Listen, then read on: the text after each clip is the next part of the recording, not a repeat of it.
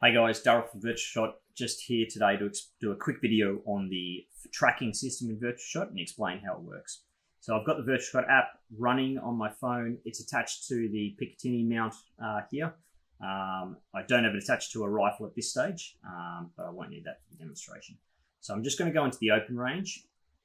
Now, the first point I'll make about phone tracking is whenever you open VirtualShot for the first time, the first range you go to, the direction that your phone is facing when that first range is opened will be the downrange direction for that app. Okay, so you notice there that when I open the app, it's pointing directly downrange now. Now this is important to note because sometimes if you're opening your app and you're pointing it down to the ground on the side, the downrange position will be the angle that you were had that phone at that position. Now this is fine because you can correct it later. However, it's a good point to note.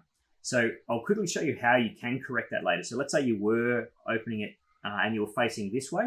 All right, if you want that to be your downrange position, you press this button third from the bottom on the left there, and then that top button there, reset view downrange, that will recenter that location as the center point for your training area. Okay, so handy tip to note. Now, sometimes on some phones, for some reason, you get the range appearing high, so you'd have to point the phone down in order for the range to be level. This can occur for a variety of reasons, but there is a built-in fix for this. So once again, if you press that button third from the bottom on the left there, and then you want to go to vertical offset. So if I press the bottom button now, what you can do now is adjust your horizon position of the phone. So if your phone is pointing up all the time, you can just bring that horizon position down, and then your phone will be adjusted, or the orientation of the vertical positioning of the phone will be adjusted. Okay, I'm going to bring that back to a center position for me now for the purpose of this video. Okay, so the VirtualShot tracking system, it uses the phone's gyroscope and it also uses the phone's camera. Okay, and this is what a lot of people get wrong sometimes. They don't know that the camera is an important part of the app. If you were to obstruct that camera, you'll see in a second that the tracking will actually stop, all right, and it won't be able to track the phone's movement. Now, one of the problems that some people have when they use VirtualShot is they will accidentally put their phone in upside down, and the camera ends up getting obstructed by the mount.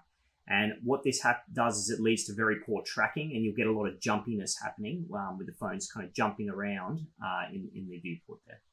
Okay, so to avoid that, make sure you have the camera out and unobstructed, so the camera can work in the tracking system. Now, the second point to note about the tracking system is that the way it works is it puts down little point cloud markers in the background. Okay, so anything in your background environment, your training area environment that has a change in color or texture, all right, the tracking system will put down little markers in that environment, and it uses that as reference points to keep the tracking nice and smooth. If you are training and you're facing a white wall or just a plain colored wall with no changes in contrast or colors in the background, this will lead to poor tracking and sometimes a lot of jumpiness. So make sure when you're setting up your training area, you've just got a lot of noise in the background, okay? Like it could be a bookshelf or a photo frame hanging on the wall, or it could just be, posters or something like that in the background that just has changes in color and texture. And this will help the tracking system accurately track the phone's movement by enabling it to put down those markers to assist in tracking. All right, that's all for today on the tracking. I'll come back with some more videos on some other features soon.